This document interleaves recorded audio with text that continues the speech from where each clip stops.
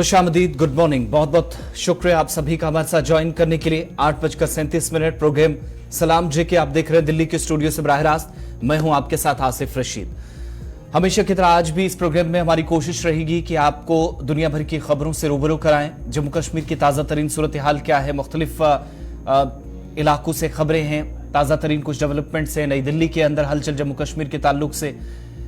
ये सारी खबरें आज के प्रोग्राम का हिस्सा रहेंगे। अहम मौज़ूआत हैं, एक एक करके हम तय फॉर्मेट के मुताबिक आगे बढ़ेंगे और साथ साथ कोशिश हमारी ये रहेगी कि जहां पर बैनुल-अक़वामी सतह की खबरें आप तक पहुंचाने का एक जिम्मा हमारा इस प्रोग्राम के जरिए रहता है, वो भी कोशिश हम करें और साथ ही साथ अपनी जिम्मेदारी सही तरीके से निभा सकें और कौमी सतह की कुछ अहम खबरें आप तक पहुंचाएं। आज शाहराहों के हवाले से बात होगी, रवाबित के हवाले से बात होगी, जम्मू कश्मीर की सियासत, इम्तिहानात, नौजवानों के हवाले से बात होगी। कुछ बयानात बड़े इंपॉर्टेंट हैं वो सामने आए हैं और हलचल जम्मू कश्मीर के ताल्लुक से नई दिल्ली के अंदर आज दिन भर देखने को मिल सकती है। इस पर डिटेल्स थोड़ी देर में आपके सामने रखेंगे और दीगर अहम मौज़ूआत भी इस प्रोग्राम का हिस्सा हैं। जहां पर एक अहम तकरीब होने जा रही थी दिल्ली के अंदर जिसकी इजाजत नहीं मिली और एक बड़ी खबर जो इस वक्त जम्मू से और साथ ही साथ मुलाजमीन पर इंतजामिया काफी सख्त नजर आ रही है। बैक टू बैक कई ऑर्डर्स सामने आ रहे हैं, किसी को नोटिस जारी कर दिया जाता है, वजह बताओ नोटिस के साथ साथ कई लोगों की छुट्टी, तो कई लोगों को मुअत्तल करने का सिलसिला जारी है। लेकिन अलग अलग नवीयत के ये सारे मामलात जम्मू कश्मीर के अंदर दोनों सूबों के अंदर सामने आ रहे हैं। इसके अलावा आज के प्रोग्राम में जम्मू कश्मीर को मजीद 20 DNB सीट्स मिली हैं, इस ताल्लुक से गुफ्तगू करेंगे और बात तालीमी निज़ाम को लेकर भी करेंगे, जहां पर कई अहम स्कूलों के अंदर असातिज़ा ज्यादा या फिर बच्चे कम, या फिर दूसरा सिलसिला बच्चे ज्यादा उस्ताद कम, ये सिलसिला तो देखा था। लेकिन इन सब के बीच हमने ये पूरा ऐसा सिलसिला भी देखा है कि इंफ्रास्ट्रक्चर की कमी के सबब भी खुद महकमा भी परेशान रहता है, लेकिन उसकी वजह से तालीमी सरगर्मियां मुतासिर होती हैं। इसी तरह की एक खबर आपको श्रीनगर के अंदर ये बताएंगे और साथ ही साथ आज इस प्रोग्राम में एक और अहम मौजू जो आप तक पहुंचाने की कोशिश रहेगी और एक मारूफ सहाफी हमारे साथ ज्वाइन करेंगे कि कैसे आहिस्ता आहिस्ता जो जम्मू कश्मीर की हमारी हेरिटेज थी, जो हमारा कल्चर था, तहजीब थी, उसको भी नुकसान पहुंचाया गया है और इसकी बहुत सारी वजूहात हैं। अदालत के अंदर भी मामला पहुंचा है और क्यों जम्मू कश्मीर की बात अमेरिका तक पहुंची, ये सारी डिटेल्स थोड़ी देर में आपके सामने। लेकिन टेलीविजन स्क्रीन पर देखने के अलावा तमाम सोशल मीडिया प्लेटफॉर्म्स पर भी आप हमारा साथ देंगे। ऑफिशियल वेबसाइट www.gulistannews.in पर भी जाएंगे, वहां पर भी तहरीरी मवाद तीनों जबानों में आपके लिए दस्तयाब है। इन सारी खबरों की तरफ एक एक करके बढ़ेंगे, लेकिन हिस्ट्री ऑफ द डे के साथ चूंकि प्रोग्राम का आगाज होता है, मेरे साथी गौहर कुछ स्टूडियो में मेरे साथ मौजूद हैं। बहुत बहुत शुक्रिया गौहर। बहुत बहुत शुक्रिया आसिफ रशीद। तो प्रोग्राम की शुरुआत तय फॉर्मेट के मुताबिक तारीख में आज के दिन के हवाले से आज 16 मार्च और आज 16 मार्च को मुल्की और आलमी सतह पर क्या कुछ हुआ है, चंद अहम मालूमात वाक़यात जो आपके साथ हम शेयर कर रहे हैं। और आज ही के दिन साल 1939 में जर्मनी ने चेकोस्लोवाकिया पर कब्जा किया है, वो आज ही का दिन था। और आज ही के दिन साल 1959 में इराक और सोवियत यूनियन ने इक्तिसादी और तकनीकी माहदे पर दस्तखत किए हैं। और आज ही के दिन 16 मार्च साल 2012 में सचिन तेंदुलकर बैनुल अक़वामी क्रिकेट में 100 सेंचुरी बनाने वाले पहले खिलाड़ी बने। और आज ही के दिन 16 मार्च साल 2014 में क्रीमिया के लोगों ने यूक्रेन छोड़कर रूस में शामिल होने के हक में वोट दिया, वो आज ही का दिन था। और आज ही के दिन 16 मार्च साल 2008 में जनूबी वजीरिस्तान पाकिस्तान में अमरीकी मिसाइल हमले में 20 अफराद जान भाग जबकि 8 जख्मी हो गए। और आज ही के दिन 16 मार्च साल 1922 में सुल्तान फवाद मिस्र के पहले सुल्तान बने और इंग्लैंड ने मिस्र को तस्लीम किया। और आज ही के दिन 16 मार्च साल 1978 को अमेरिका ने नेवाडा में जौहरी तजुर्बा किया। और आज ही के दिन साल 1906 में मशहूर माहिर तालीम और हिंदी अदीब अंबिका प्रसाद तोदिया की पैदाइश हुई है। तो नाजरीन, ये थी आज के दिन के हवाले से यानी कि तारीख में आज 16 मार्च को क्या कुछ हुआ है, चंद मालूमात वाक़यात जो आपके साथ हमने शेयर किए हैं। अब बाज़ाब्ता तौर पर खबरों की शुरुआत होगी और खबरों की शुरुआत करेंगे आसिफ रशीद। चलिए प्रोग्राम का आगाज बिला ताखीर करते हैं और सबसे पहले आपको जम्मू कश्मीर की खबर से रूबरू करवाते हैं। लेकिन नई दिल्ली से खबर है जहां पर हलचल मैंने प्रोग्राम के आगाज में बताया कि काफी ज्यादा आज देखने को मिल सकती है। वो इसलिए क्योंकि 11 तारीख को जम्मू के अंदर ऑल पार्टी मीटिंग मुनक्किद हुई। उस इजलास में यह तय पाया था कि जम्मू कश्मीर के मामलात दिल्ली के अंदर भी डिस्कस किए जाएंगे। हिज़्ब इख्तिलाफ के रहनुमाओं को साथ लेकर, जो टॉप अपोजिशन लीडर्स हैं उनका साथ लेकर जो मामलात हैं वो सरकार के नोटिस में और इलेक्शन कमीशन के नोटिस में चीजें लाई जाएंगी। और इलेक्शन कमीशन से भी इसलिए मुलाकात करने का जो है वो जो एक मीटिंग में प्लान बनाया गया था कि तमाम जो जम्मू कश्मीर की सियासी जमातें हैं, बीजेपी अपनी पार्टी और पीपल्स कॉन्फ्रेंस अगरचे उस मीटिंग से अलग रही थी, लेकिन ये जरूर बाकी जमातों ने तय पाया था, इत्तेफाक हुआ था कि वो इलेक्शन कमीशन से भी पार्टियों का एक वफद नई दिल्ली में मुलाकात करेगा। और मुलाकात आज दोपहर 2 बजे के आसपास होने जा रही है। और जम्मू कश्मीर के अंदर असेंबली इंतखाबात जल्द कराने की मांग इन पार्टी लीडरान की तरफ से, मुख्तलिफ सियासी जमातों के लीडरान जो हैं वो नई दिल्ली के अंदर आज ये मुतालबा इलेक्शन कमीशन के सामने रख सकते हैं। डॉक्टर फारूक अब्दुल्ला की क़यादत में ये तमाम लीडरान, जो हमें तफसीलात इस वक्त मिल रही हैं कि जो ऑल पार्टी डेलीगेशन है वो दिल्ली के अंदर मुलाकात करेगा। और रफी मर्ग नई दिल्ली के अंदर, जहां पर 1 बजे के आसपास एक मीटिंग भी रखी गई है। अपोजिशन लीडरान आपस में बातचीत करने के बाद जो है इलेक्शन कमीशन से मुलाकात करेंगे। लेकिन इम्कान है कि जो लोग आज मुलाकात करने पहुंचेंगे इनमें डॉक्टर फारूक अब्दुल्ला के अलावा रविंद्र शर्मा, कांग्रेस के तर्जुमान आला, ये इस वफद का हिस्सा हो सकते हैं। Jammu Kashmir national panthers party के लीडर हर्षदेव सिंह, जो पहले आम आदमी पार्टी के साथ थे, वहां से छोड़कर पैंथर्स पार्टी दोबारा ज्वाइन किए हुए हैं, तो दोबारा वो पैंथर्स पार्टी की नुमाइंदगी करते हुए इस वफद का हिस्सा होंगे। इसके अलावा रतन लाल गुप्ता नेशनल कॉन्फ्रेंस के जो सूबाई सदर हैं वो इसका हिस्सा हो सकते हैं। और इसके अलावा अवामी नेशनल कॉन्फ्रेंस से Muzaffar Shah, people's democratic party से अमरीक सिंह रीन, जो कि इतलात है नई दिल्ली के अंदर आज इस वफद का हिस्सा हो सकते हैं। मास्टर हरी सिंह जो कि CPIM की तरफ से होंगे, और mission statehood president Sunil Dimple के अलावा दीगर कई अहम शख्सियात भी हैं जो नई दिल्ली के अंदर, चूंकि तय 11 तारीख को पाया था कि जम्मू कश्मीर के अंदर असेंबली इंतखाबात में ताखीर जानबूझकर कराई जा रही है, जो इल्जाम उस वक्त लगाया गया था हिज़्ब इख्तिलाफ की जानिब से, जिस पर चुटकी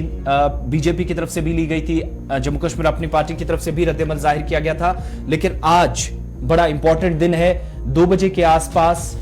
ये मुलाकात नई दिल्ली के अंदर होने जा रही है। और उससे पहले कई अहम मीटिंग्स भी हैं। 1 बजे के आसपास मीटिंग है जहां पर कई जो तलबा की तंजीमें हैं और असातिज़ा के ग्रुप्स हैं वो भी मुलाकात कर सकते हैं इन अहम शख्सियात से, क्योंकि 1 बजे के आसपास तमाम लीडरान एक साथ आएंगे, इकट्ठे हो जाएंगे। और 2 बजे के करीब जो हमारे जराए इस वक्त बता रहे हैं कि इलेक्शन कमीशन में इन तमाम लीडरान की मुलाकात EC हुकाम से होने वाली है।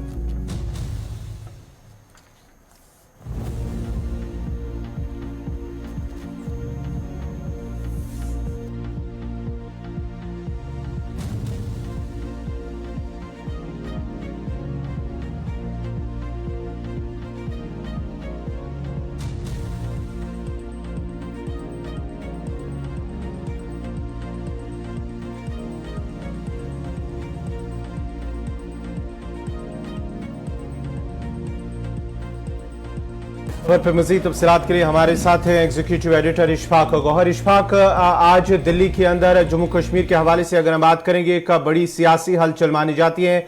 जो अपोजिशन लीडरान है उनके साथ मीटिंग होगी। जम्मू कश्मीर का एक आला सतही वफद जो सियासी लीडरान का है वो आज दिल्ली पहुंच रहा है। इलेक्शन कमीशन, जो जराये के हवाले से खबर आ रही है कि इलेक्शन कमीशन से भी उनकी मुलाकात मुतवक्का है, क्या कुछ मजीद अपडेट्स है? देखिए, बिल्कुल इसमें कोई शक नहीं है कि आज दिल्ली के अंदर सरगर्मियां बहुत ज्यादा होनी है जम्मू कश्मीर के हवाले से। लेकिन एक बड़ी बात इसमें यह है कि पहले 1 बजे के आसपास कॉन्स्टिट्यूशनल कोर्ट जो है वहां पर ऑल पार्टीज मीटिंग का एक इजलास होना है, जिसमें दिल्ली से भी कुछ लीडर्स एक्सपेक्टेड है, जो नेशनल पार्टीज के लीडर्स हैं वो एक्सपेक्ट है कि वो इसका हिस्सा बनेंगे। और उसके बाद तकरीबन 2 बजे के आसपास इलेक्शन कमीशन ऑफ इंडिया के पास ये डेलीगेशन, जिसको डॉक्टर फारूक अब्दुल्ला साहब लीड कर रहे हैं और आप सब जिस थोड़ी देर पहले डिटेल्स बता रहे थे, वो मिलने के लिए जा रहे हैं। लेकिन सियासी पंडितों का मानना है कि जिस तरीके से जिस शिद्दत के साथ इस चीज को उठाना चाहिए था और यूनाइटेड केसों का जाना चाहिए था, वो कहीं ना कहीं नजर नहीं आ रहा, क्योंकि इसमें former chief minister Ghulam Nabi Azad missing है, उनकी पार्टी का कोई भी इसमें नहीं है, इसमें पीपल्स कॉन्फ्रेंस का कोई नहीं है, इसमें जम्मू कश्मीर अपनी पार्टी का भी कोई नहीं है। अगरचे जम्मू कश्मीर के हवाले से चुनाव हर कोई चाहता है, तो इसमें एक यूनाइटेड आवाज लेकर जाना चाहिए था, लेकिन फॉर्मर चीफ मिनिस्टर का न होना, गुलाम नबी आजाद का इसमें न होना कहीं ना कहीं इस पूरे कोरम पर सवाल उठा रहा है। और फिर जब आप इस कोरम को देखेंगे, डॉक्टर फारूक अब्दुल्ला और हसनैन मसूदी साहब को अगर आप माइनस करेंगे तो कोई बड़ा चेहरा आपको यहाँ पर नजर नहीं आ रहा है जिसकी कोई बड़ी पॉलिटिकल फेस हो, चाहे जम्मू के अंदर हो या कश्मीर के अंदर हो। तो ये भी कुछ सियासी पंडितों का मानना है कि लेट इट बी, एक इनिशिएटिव तो लिया गया है जी, तकरीबन 2 सालों बाद की इस तरीके का प्रोसेस बनाया जाए, एक दबाव बनाया जाए दिल्ली के अंदर कि जनाब जम्मू कश्मीर के अंदर चुनाव कराया जाए। बहरहाल चुनाव के हवाले से जब हम बात कर रहे हैं तो बीजेपी का स्टैंड इसमें ऑलरेडी क्लियर है कि मुनासिब वक्त पर इलेक्शन कमीशन जो है वो अपनी अनाउंसमेंट करेगा, लेकिन आज क्या कुछ सामने आएगा इस पर सबकी नजर रहेगी, क्योंकि हमारे जराए लगातार ये बता रहे हैं कि अगले महीने चुनाव आयोग की एक इम्पोर्टेंट मीटिंग होने जा रही है first week of next month, जिसमें कुछ मेजर डिसीजंस लिए जाएंगे। हो सकता है वो बात कहीं ना कहीं फारूक अब्दुल्ला या ये पूरा अपोजिशन का जत्था जो है उनको कहीं ना कहीं पता हो, और यही वजह है कि वो इस टाइम और इस वक्त को अपॉर्चुनिटी समझते हुए अपनी बात को रखें पहले ही, ताकि अगर कोई इलेक्शन कमीशन डिसीजन लेता है उसमें जम्मू कश्मीर के हवाले से भी कोई बात जो है सामने आ सके। तो बहरहाल सबकी नजरें आज दिल्ली पर रहेंगी, जहां पर पहले कॉन्स्टिट्यूशनल कल और उसके फौरन बाद जो दूसरा मामला होगा वो इलेक्शन कमीशन ऑफ इंडिया का दफ्तर होगा, और देखना होगा कि बॉडी लैंग्वेज और बाद में इलेक्शन कमीशन की तरफ से क्या कुछ कहा जाएगा। बहुत बहुत शुक्रिया तफसीलात फराहम करने के लिए। नई दिल्ली के अंदर आज एक अहम मीटिंग होने जा रही है, दोपहर 2 बजे मुलाकात होगी। इलेक्शन कमीशन की तरफ से वक्त दिया गया है इन तमाम सियासी जमातों को, और ये वफद जो जम्मू कश्मीर के बेशतर लीडरान जो जानकारी इशफाक दे रहे थे नई दिल्ली के अंदर मौजूद हैं, आज मुलाकात होगी। नई दिल्ली की बात हो रही है तो यहाँ पर एक और इम्पोर्टेंट प्रोग्राम होने जा रहा था, लेकिन पुलिस की तरफ से इसकी इजाजत नहीं दी गई, क्योंकि पुलिस ये मानती है कि अमनो कानून की सूरत हाल पैदा हो सकती है, और कश्मीर में मीडिया ब्लैकआउट नाम से ये तकरीब की जानी थी, लेकिन 2 बजे के आसपास होने वाली तकरीब में जिसमें दिल्ली यूनिवर्सिटी के प्रोफेसर नंदिता नारायण के अलावा रुकन पार्लियामेंट जनूबी कश्मीर से हसनैन मसूदी जो कि रिटायर्ड जज भी हैं, इसके अलावा सीपीआईएम के Mohammad Yusuf Tarigami, film maker Sanjay Kak, Mir Shahid Salim chairman united peace alliance, और अनिल चमाडिया जो कि सीनियर सहाफी है। और ये प्रोग्राम गांधी पीस फाउंडेशन की तरफ से रखा गया था। 2 बजे के आसपास तकरीब होनी थी, लेकिन इसकी इजाजत गुज़श्ता रोज पुलिस की तरफ से नहीं दी गई, और ये भी कहा गया कि जहां पर गांधी पीस फाउंडेशन ने यह प्रोग्राम रखा है, इससे कई तरह के सवालात उठ सकते हैं और सूरत हाल ऐसी बन सकती है जहां पर पुलिस पर भी बाद में सवाल उठेंगे। और पहले ही जो राब्ता किया गया गांधी पीस फाउंडेशन के जिम्मेदारान से, एसएचओ जो हैं आईपी एस्टेट पुलिस स्टेशन, उनकी तरफ से एक तो जो लोकल इनपुट उनके पास था या इंफॉर्मेशन थी, पुलिस राय के मुताबिक उस बेस पर कई ऐसे ग्रुप्स थे जो इस मीटिंग का हिस्सा बनना चाह रहे थे। तो यहां पर इस मीटिंग के बाद अमनो कानून की सूरत हाल इसलिए बन सकती थी क्योंकि बहुत सारी ऐसी शख्सियात थी जिनने जम्मू कश्मीर के मामलात पर बात करनी थी, मीडिया के ताल्लुक से बात करनी थी। इस तरीके से जराए कंफर्म करें कि ये चीजें डिस्कस हो सकती थी, लेकिन चूंकि मीडिया ब्लैकआउट इन कश्मीर इवेंट का नाम भी रखा गया था, तो उसी पर सवाल था, जिसके बाद पुलिस ने सूरत हाल बेहतर ये समझा कि सूरत हाल आउट ऑफ कंट्रोल ना हो, इसलिए तकरीब की इजाजत नहीं दी। और इसके बाद जो बयान सामने आया है, जो दिल्ली यूनिवर्सिटी के प्रोफेसर हैं उनकी तरफ से, नंदिता नारायण की तरफ से, जिन्होंने कहा कि स्पीकर जो है बहुत सारे इस इवेंट का या इस मीटिंग का हिस्सा बनने के लिए पहुंचे थे, कई तलबा के ग्रुप्स थे, कई असातिज़ा यहाँ पर पहुंचे थे, उनकी तरफ से बात की जानी थी। लेकिन इससे पहले भी जैसे 11 और 12 मार्च को एक प्रोग्राम भारत बचाओ नाम से रखा गया था, वो भी HKS सुरजीत भवन में होना था, वहां पर भी इजाजत पुलिस ने नहीं दी थी। उस वक्त भी देखा गया था कि कोर्ट ऑर्डर के बावजूद भी उनके मुताबिक पुलिस ने उस वक्त अलाउ नहीं किया था। तो सेम सिचुएशन यहां पर भी बनी है, और हालात खराब ना हो इसलिए इस तरह के प्रोग्राम को इजाजत नहीं दी गई। 2 बजे के आसपास ये प्रोग्राम होना था, लेकिन जम्मू कश्मीर के ताल्लुक से होने वाले इस प्रोग्राम में इजाजत नहीं दी गई, जिसमें जैसे मैंने कहा कि हसनैन मसूदी, सीपीआईएम के लीडर मोहम्मद यूसुफ तारिगामी समेत मीर शाहिद सलीम जो चेयरमैन है यूनाइटेड पीस अलायंस के, और दीगर कई शख्सियात ने भी यहां शिरकत करनी थी, लेकिन पुलिस ने इसके लिए इजाजत नहीं दी। चलिए नाजरीन, तो ये थी जम्मू कश्मीर के हवाले से दिल्ली में जो तकरीब होनी थी, इस हवाले से पुलिस की जानिब से उन्हें इजाज़त नहीं दी गई है। बढ़ते आगे बात है जम्मू कश्मीर के हवाले से। जम्मू कश्मीर के अंदर वक्फ बोर्ड के मेंबर की जानिब से अब उन्होंने इस्तीफ़ा दे दिया है। जम्मू कश्मीर वक्फ बोर्ड के एक मेंबर जो रुकन सुहेल काजमी है, बोर्ड के जो रुकन हैं सुहेल काजमी ने इस्तीफ़ा दे दिया। बड़ी खबर इस वक्त जम्मू कश्मीर के हवाले से, वक्फ बोर्ड के वो रुकन थे, 11 माह कबल उनकी बोर्ड में तश्कील न हुई थी, उन्हें बोर्ड में शामिल किया गया था और नए रुकन के लिए नोटिफिकेशन जल्द जारी होगी। ये वक्फ बोर्ड के ज़राए के हवाले से हमें खबर मिल पा रही है कि जम्मू कश्मीर वक्फ बोर्ड के जो रुकन सुहेल काजमी हैं, एक सीनियर सहाफ़ी भी हैं और उसके साथ साथ ही वो 11 माह कबल ही उन्हें इसमें शामिल किया गया था बतौर रुकन वो जम्मू कश्मीर वक्फ बोर्ड के। उसके साथ साथ ही अब उन्होंने इस्तीफ़ा दिया है और अब नए रुकन के लिए नोटिफिकेशन वो जल्द जारी किया जाएगा। तो जम्मू कश्मीर वक्फ बोर्ड के अंदर ये 11 महीनों के दौरान ये 1 बरस भी बोर्ड की तश्कील नौ को मुकम्मल नहीं हुआ। सुहेल काजमी जो रुकन थे, सीनियर सहाफ़ी भी हैं और तज्जिया निगार, उनका इस्तीफ़ा देना ये एक बड़ी डेवलपमेंट के तौर पर देखा जा रहा था। हम इसमें मजीद उनके बयान का भी इंतजार रहेगा। अभी तक जो हमारे पास उनके करीबी ज़राए की तरफ से जानकारी है कि कुछ ज़ाती वजूहात की बिना पर उन्होंने मुस्ताफ़ी होने का फैसला किया है। ताहम मजीद इंतज़ार इसमें ये भी रहेगा उनकी तरफ से बयान का, क्योंकि 11 माह कबल जब बोर्ड की तश्कील न हुई थी तो बहुत सारे लोगों को नए सिरे से बोर्ड के अंदर काम करने का मौका मिले, जिम्मेदारियाँ दी गई थी। तो उनमें सैयद सुहेल काजमी भी थे। इनको भी बतौर मेंबर जम्मू सूबे के अंदर बड़ी जिम्मेदारी दी गई थी और मुख्तलिफ इलाकों के अंदर सरगर्म बोर्ड के चेयरपर्सन के साथ नजर आए, कई अहम फैसलों का हिस्सा रहे। सुबह जो खिता पीर पंचाल हो या फिर चिनाब वादी हो, वहाँ पर भी बोर्ड की तरफ से की जाने वाली सरगर्मियों का हिस्सा रहे। लेकिन अब उनने इस्तीफा दे दिया है और नए रुकन के लिए ज़राए के मुताबिक नोटिफिकेशन जल्द जारी होगी, जिसके बाद नए मेंबर की तलाश बोर्ड की जानिब से की जाएगी। अब आगे बढ़ते हैं, बात जरा उन उम्मीदवारों की भी जो एहतिजाज कर रहे थे और इसमें एक और बयान सामने आया है। एसएसबी के यानी जो एसएसबी का जो तनाज़ा जम्मू कश्मीर के अंदर है, जो इम्तिहानात आज से शुरू होने थे उनको पहले ही मौखर करने का फैसला लिया गया था। 16 तारीख से 5 अप्रैल तक एसएसबी ने इम्तिहानात कराने थे, लेकिन एसएसबी का ये जो तनाज़ा है इस पर जेके बोर्ड के चेयरपर्सन का, जेके एसएसबी के चेयरमैन का बयान सामने आया, जहां पर कल लेफ्टिनेंट गवर्नर ने बयान दिया था और इसके बाद राजेश शर्मा जिनका बयान आया कि तकनीकी वजूहात की बिना पर पेपर को बगैर किसी दबाव में आए हुए इस वक्त मुलतवी करना पड़ा या मौखर करने का फैसला लिया गया और बोर्ड हुकाम दोबारा से जल्द इम्तिहानात मुनक्कद करेगी और दोबारा मुकम्मल तौर पर तैयारी के साथ आगे जाएगी। शायद कुछ कमियां तकनीकी तौर पर रही या खराबियां रही, क्योंकि ये एग्जाम्स जो थे 16 मार्च से आज से शुरुआत होनी थी और 5 अप्रैल तक होनी थी। ये सीबीटी बेस्ड था, यानी कंप्यूटर बेस्ड रिटन टेस्ट था। तो उस पर अब उन्होंने वजाहती बयान जारी कर दिया है, जिनके मुताबिक प्रोटेस्ट जरूर चल रहे हैं और ये कहा जा रहा है कि एहतिजाज की वजह से इंतजामिया ने दबाव महसूस किया, परेशानी इंतजामिया की बढ़ी, जिसके बाद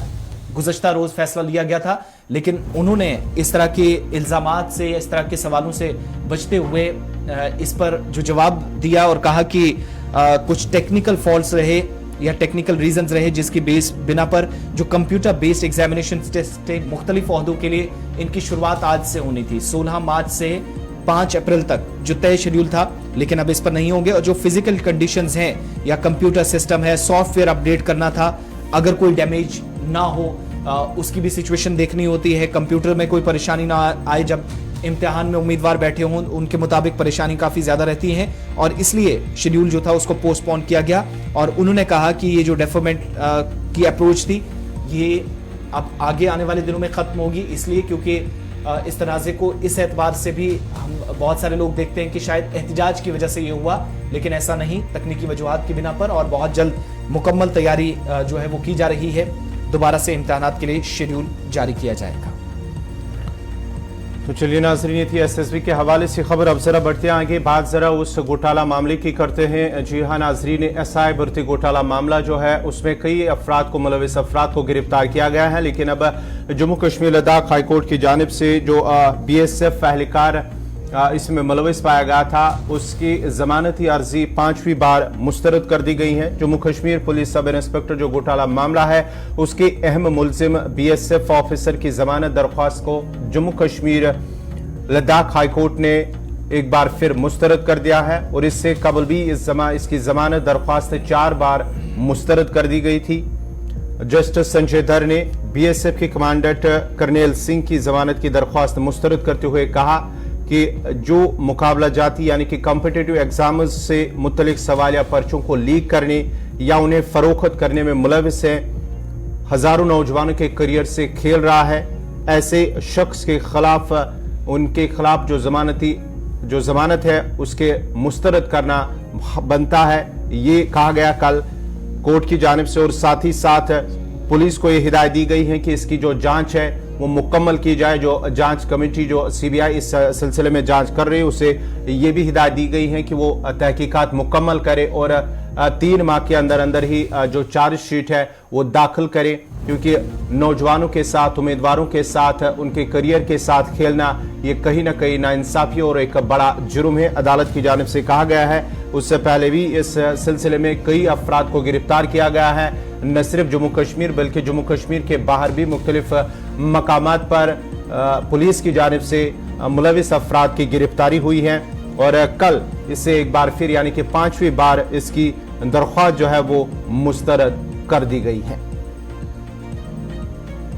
और ये शदीद झटका है क्योंकि कार्रवाई अभी भी चल रही है। सीबीआई के पास मामला है जम्मू कश्मीर सब इंस्पेक्टर का जो भर्ती घोटाला था, तो उसमें अदालत से जो है वो फैसला हुआ है और 5वीं मरतबा चूंकि जमानत अर्जी बीएसएफ के ऑफिसर की तरफ से, जिस पर पहले सवाल थे और उसके बाद जम्मू की अदालत में से पेश भी किया गया था, और 5वीं मरतबा उसे अदालत से झटका लगा है जब जो बेल अर्जी थी या बेल एप्लीकेशन कह लीजिए, जमानत अर्जी थी, वो मुस्तरद हो गई है। आगे बढ़ते हैं, जम्मू कश्मीर के ताल्लुक से बात हो रही है तो एक और अहम फैसला हुआ है और ये फैसला सेहत के बुनियादी ढांचे को बेहतर बनाया जाए, कामकाज अस्पतालों के अंदर, मेडिकल कॉलेजेस के अंदर, बड़े सरकारी अस्पतालों के अंदर अच्छा हो, इसके लिए एक अहम फैसला जम्मू कश्मीर के अंदर लिया गया है और मजीद निशिस्तें देने का फैसला या जो निशिस्तें हैं वो मंजूर कर ली गई हैं जम्मू कश्मीर के लिए। एक तो ये कि यूनियन टेरिटरी को जो पहले सीटें मिली थी उसके अलावा डीएनबी की मजीद 20 सीटें मिलेंगी, जिसके लिए अनाउंसमेंट भी ना सिर्फ हुई, मंजूरी भी मिल गई है इसके साथ साथ। एक तो ये कि जम्मू कश्मीर के अंदर डीएनबी यानी डेवलपमेंट ऑफ नेशनल बोर्ड की बेहतरी के लिए एक इकदाम इसकी जानिब से उठाया गया और इकदाम के तौर पर national board of examination in medical science यानी NBESMS ने 2023 के सेशन के आगाज के दौरान जम्मू कश्मीर के जो बड़े इदारे हैं उनके लिए डीएनबी के तहत मजीद 20 सीटें देने के लिए मंजूरी दे दी है। निशिस्तें पहले जो दी गई थी उससे ये 20 सीटें अलग होगी, ये क्लियर कर दिया गया है, यानी उनमें ऐड करके वो पहली जो सीटें थी 50 के आसपास उसमें इनको ऐड नहीं किया जाएगा, ये उससे अलहदा होंगी। और जो तकसीम कारी का अमल है इसमें गवर्नमेंट मेडिकल कॉलेज श्रीनगर को FNB पेडियाट्रिक्स और एनेस्थीसिया में 2 सीटों को मंजूरी मिली। GLM अस्पताल श्रीनगर जनरल सर्जरी में 3 पोस्टें, इसके अलावा MBBS DNBS सीटें मिली, 3 सीटें मिली हैं। डिस्ट्रिक्ट अस्पताल उधमपुर को पीडियाट्रिक्स और जनरल मेडिसिन के तहत 5 सीटों की मंजूरी दी गई है। डिस्ट्रिक्ट हॉस्पिटल पुंछ को जनरल मेडिसिन में 2, डिस्ट्रिक्ट हॉस्पिटल गांधरबल को यहां पर भी जनरल मेडिसिन और डिप्लोमा पीडियाट्रिक्स में 2 सीटें मिलेंगी। डिस्ट्रिक्ट हॉस्पिटल कुलगाम को फैमिली मेडिसिन में 2 और कम्युनिटी जो हेल्थ सेंटर है CHC कुपवाड़ा है इसको भी डिप्लोमा पीडियाट्रिक्स में 2 निशिस्तें मिलेंगी। और मिशन डायरेक्टर जो NHM जम्मू कश्मीर हैं उनकी तरफ से जो तफसीलात शेयर की गई हैं कि जम्मू कश्मीर में जिले सतह पर DNB कोर्सेज के नफाज को मुल्क में एक बेहतरीन अमल करार दिया गया है और यूटी में DNB प्रोग्राम के तहत इंतजामिया जो है या महकमा है सेहत और तिब्बी तालीम पर फोकस किए हुए हैं और महकमे की जानिब से मुशावरत की गई थी, सेहत और तिब्बी तालीम की इसमें तजावीज़ थी, नेशनल हेल्थ मिशन की तजावीज़ थी। इसके बाद ये जो मुश्तरका कोशिशें हुई, नताइज ये आए कि इनके मेहनत के नतीजे के बाद सेशन 2022 के दौरान जो तस्लीम शुदा महकमे थे उनकी 250 नशिस्तें उस वक्त दी गई थी। सेहत के जो इदारे हैं टीमों की निगरानी हो, इसके लिए फोकस सरकार की तरफ से हो, उस वक्त जो सीटें दी गई थी। उसके अलावा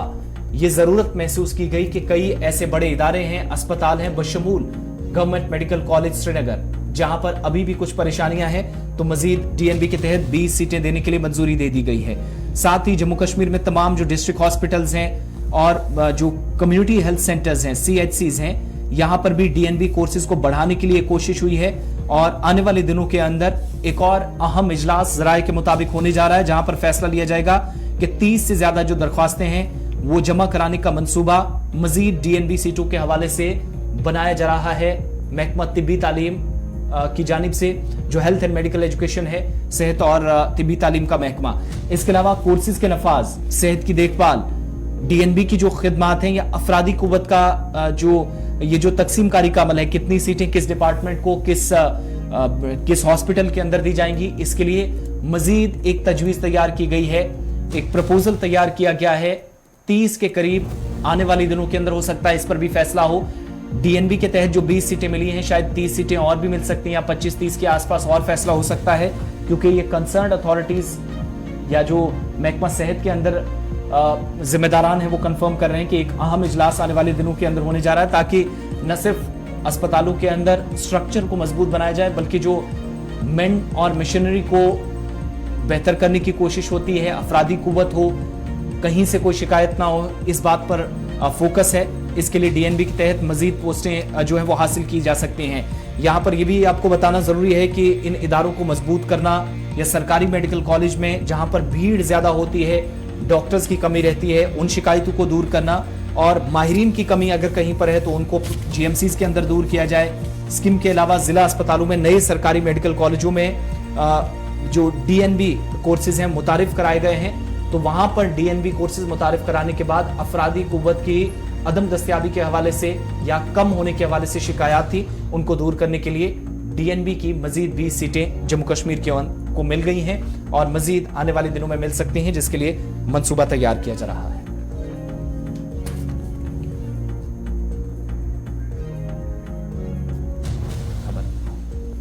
चलिए बढ़ते आगे। अब बात जरा जम्मू कश्मीर की जाम कर रहे हैं, तो जम्मू कश्मीर के हवाले से एक और बड़ी खबर इंतजामिया की जानिब से काफ़ी सख्त हुई है। जो गैर हाजिर मुलाजमीन उनके खिलाफ काफ़ी सख्त हुई हैं और अब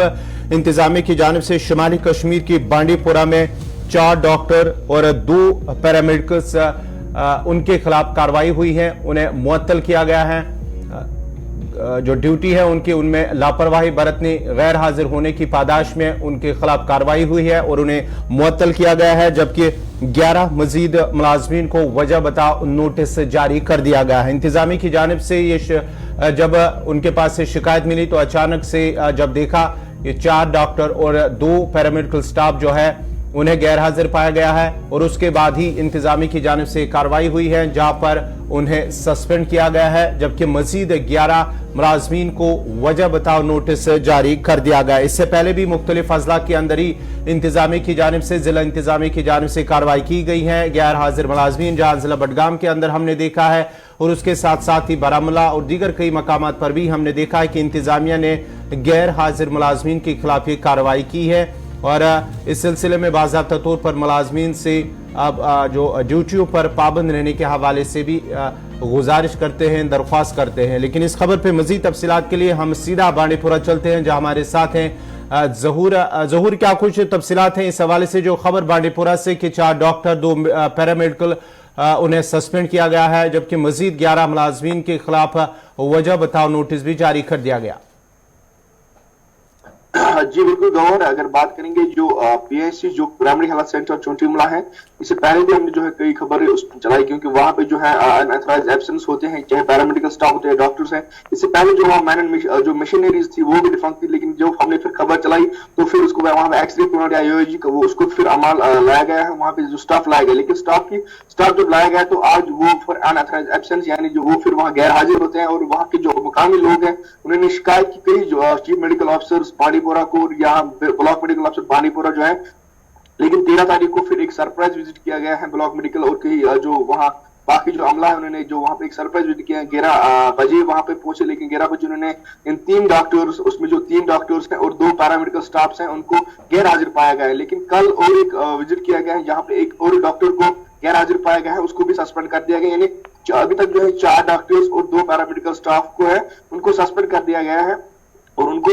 ये अपनी जो वाजिया पोजीशन बताने के लिए उनको लिखा गया है कि वो अपनी वाजिया पोजीशन करे कि वो अनऑथराइज्ड एब्सेंस क्यों बैठे, क्योंकि अगर हम देखेंगे जो पीएससी जो वहां पे है इनको वहां पे कंटिन्यूस देखा जा रहा है कि वहां पे जो स्टाफ है वो नहीं होता। और इससे पहले एक खबर भी चला है कि वहां पे कई डॉक्टर्स को ऐसी पोस्टिंग रखा गया है, वो वहां पे हाजिर नहीं होते हैं, बताया जा रहा है वो कई अपनी क्लिनिक्स पे होते हैं, कई और जगह पे होते हैं, और अटैच भी कई डॉक्टर्स को वहां पे रखा गया है।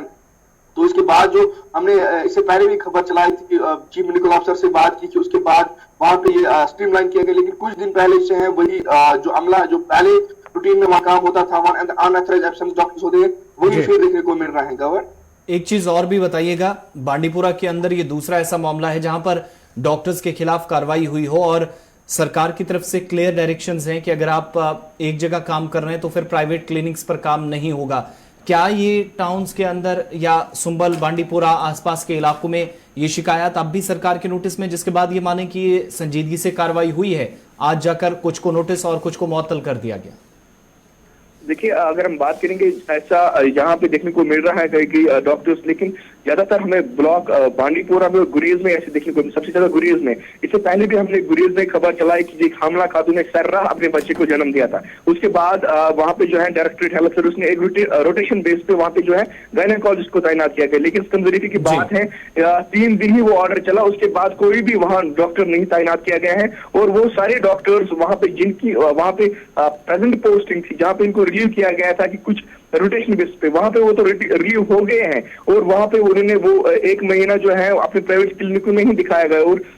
और ये वहां पे जो गायनेकोलॉजिस्ट भी है, वो कोई भी गायनेकोलॉजिस्ट गुरेज सब डिवीजन यानी जो सब डिवीजन हॉस्पिटल वहां है दावर में कोई भी मौजूद नहीं है। और कई जो बच्चे हमने दिखे हैं वो सर्रा बच्चे को जन्म दिया है। हाल में बांडीपुरा में एक खातून को भी रेफर किया गया है, उन्होंने सर्रा बच्चे को जन्म दिया एम्बुलेंस में। तो ऐसे मामला बांडीपुरा में हमें कई बार देखने को मिल रहा है और कई खबरें भी चलाई, हालांकि कई स्ट्रीमलाइन होता है, उसके बाद 2 महीने फिर से वही मामला स्टार्ट होता है। हालांकि डिप्टी कमिश्नर बांडीपुरा ने उस वक्त भी एक इंक्वायरी कमेटी बनाई, उसके बाद डायरेक्टर हेल्थ को भी खत दिखा गया, उसके बाद वहां पे डॉक्टर्स को लाया गया। लेकिन सिंदरी की बात, उन डॉक्टरों ने 2-3 दिन ज्वाइन किया, उसके बाद जो रोटेशन बाकी डॉक्टर्स है वो ज्वाइन ही किया गुरेज में। तो इसे बांडीपुर और गुरेज की बात करेंगे, कम जो फुकदान रहता है हेल्थ का वो कंटिन्यू रहता है। अगर ब्लॉक हाजिन की बात कर रहे हैं तो पूरा नहीं तो 95% तो जो है सेटिस्फैक्ट्री काम देखा जा रहा है, ऐसा मामला बहुत कम देखे को जा रहा है। लेकिन ब्लॉक हाजिन या सॉरी ब्लॉक बांडीपुर और गुरेज को जो है हेल्थ का जो फुकदान है वो बहुत देखने को मिल रहा है। गौर जहूर, आप हमारे साथ रहिएगा, कुछ और डिटेल्स शेयर करना जरूरी है। Doctor Shabir Ahmad Pare medical officer हैं, डॉक्टर हिना है medical officer national health mission के तहत, डॉक्टर रियाज जुल्फी हैं medical officer ISM, Mohammad Yasin Khan ये एक्सरे टेक्नीशियन है, शाजिया हनीफ हैं डेंटल असिस्टेंट हैं, मोहम्मद इरफान लैब टेक्नीशियन है, नर्सिंग ऑर्डिनरी है मोहम्मद अमीन। इसके अलावा कुछ लोगों पर यह भी इल्ज़ाम है कि जिन्होंने जहां पर इनकी ड्यूटी थी उन स्टेशंस को छोड़ा, वो भी बिना किसी अरेंजमेंट के, प्रॉपर अरेंजमेंट के बगैर यहां से चले गए। Razia female multipurpose health worker NHM के तहत, सायरा अमीन JSN NHM के तहत, सकीना ये भी फीमेल मल्टीपर्पज हेल्थ वर्कर के तहत काम कर रही हैं, और इम्तियाज आलम ये NO हैं। ये तमाम लोग हैं। इररेस्पॉन्सिबल बिहेवियर का लफ्ज़ जो है वो इनके लिए इस्तेमाल किया गया। इन लोगों को नोटिस जारी किया गया और ये वजह बताओ नोटिस इनको जारी कर दिए गए हैं। दूसरी तरफ जिन लोगों को सस्पेंड किया गया है, जिनके खिलाफ बांडीपुरा के अंदर कार्रवाई हुई है और suspension orders, doctor Ejaz Ahmad Mir medical officer ISM, doctor Shakeela medical officer, doctor Ishrat medical officer NHM, Abdul Rahim pharmacist हैं और जावेद अहमद लैब टेक्नीशियन हैं NHM के तहत। और इन पर भी ये इल्ज़ाम है कि इन्होंने भी जो कवायद व ज़वाबित थे उनकी खिलाफ वर्जी की और जो सरकारी अहकामात पे अमल दरामद नहीं होने की सूरत में ये कार्रवाई हुई है। बांडीपुरा की बात हो रही है तो एक और डिटेल्स बताते हैं और जहूर हमें इस पर बताएंगे डिटेल्स। तस्वीरें जरा बता दीजिएगा। कार्रवाई हुई है जहां पर जो गैर कानूनी तरीके से लकड़ी की स्मगलिंग हो रही थी, इस तरह की खबरें आई और एक गाड़ी भी जब्त कर ली गई है और साथ ही साथ जो टिम्बर था वो भी सीज कर लिया गया है बांडीपुरा के अंदर। तस्वीरें आपको बताएंगे जो सीज किया गया है पुलिस की तरफ से, और बांडीपुरा के अंदर ये कार्रवाई सुबह सुबह हुई है। क्या कुछ इस हवाले से अपडेट मजीद है? कार्रवाई फॉरेस्ट डिपार्टमेंट की तरफ से जहूर ये की गई है? बिल्कुल आसिफ, ये बात जो है काजीपुरा वटपुरा में एक गाड़ी को इंटरसेप्ट किया गया है, जहां पे उसने पाया गया है कि वहां उसमें जो है दिखा गया है कि वो जो वहां पे ये लकड़ी थी है उसको जब्त कर दिया गया है। और उसके बाद वहां पे जो है बांदीपुर के जो फॉरेस्ट ऑफिसर्स हैं और बांदीपुरा जो फॉरेस्ट डिपार्टमेंट है उन्होंने उसको मुश्तरका तौर पर जो है उसको बंद कर दिया गया है। और उसको जो है जो गाड़ी को जो अपने तहवील में लिया और उसमें जब तलाश कर दी गई तो इलीगल जो उसमें जो लकड़ी है उसको जब्त कर दिया गया है और मजीद जो तहकीकातें शुरू कर दी गई और गाड़ी को जब्त कर दिया गया है। लेकिन अभी तक किसी की गिरफ्तारी अमल में नहीं लाई गई है। लेकिन बताया जा रहा है कि जो ये गाड़ी है इसपे जो लकड़ी थी वो भरी हुई थी और उसके बाद उसको वहां पे रखा गया है। जो इससे पहले भी जो हमने कई कार्रवाई देखी है बांदीपुरा में, हालांकि ये जो काजीपुरा वटपुरा का इलाका है इसके आसपास में जो जंगल है तो वहां पे जो सबज सुरंग जो वहां चोरी कर रहे थे तो उसको उसके बाद जो है इसको वहां पे पुलिस की मदद से भी बताया जा रहा है कि वहां पे जो फॉरेस्ट प्रोटेक्शन जो ऑफिसर्स हैं और बांदीपुरा जो फॉरेस्ट ऑफिसर्स हैं उन्होंने उनको जो है हिरासत में लिया है और मजीद तहकीकात जो है शुरू कर दी गई है। बहुत बहुत शुक्रिया। तो दो खबरें एक साथ, बांदीपुरा की एक तरफ मुलाजमीन को मुअत्तल किया गया है, दीगर को नोटिस चला गया है और साथ ही साथ जो गैर कानूनी तरीके से लकड़ी एक इलाके से दूसरी जगह ले जाई जा रही थी वो भी गाड़ी समेत जिसमें एक टाटा मोबाइल भी पकड़ी गई है वो जब्त कर ली गई है पुलिस की तरफ से। इस पर जो डिटेल्स मजीद थी कार्रवाई महकमे की तरफ से की गई है और मुकदमा दर्ज किया गया है। जहूर इस पर डिटेल्स बता रहे थे। खबरें और भी हैं, कुछ इंपॉर्टेंट चीजें हैं आपके सामने रखनी है, लेकिन वक्त छोटे से ब्रेक का है। ब्रेक के उस पार एक और जम्मू कश्मीर के अहम मामले पर बात करेंगे, कैसे आहिस्ता आहिस्ता हम अपने विरसे को खोते जा रहे हैं और हेरिटेज या जम्मू कश्मीर की सकाफत या कल्चर तहजीब जिसे नुकसान हमने अपने हाथों से पहुंचाया। इस पर डिटेल्स थोड़ी देर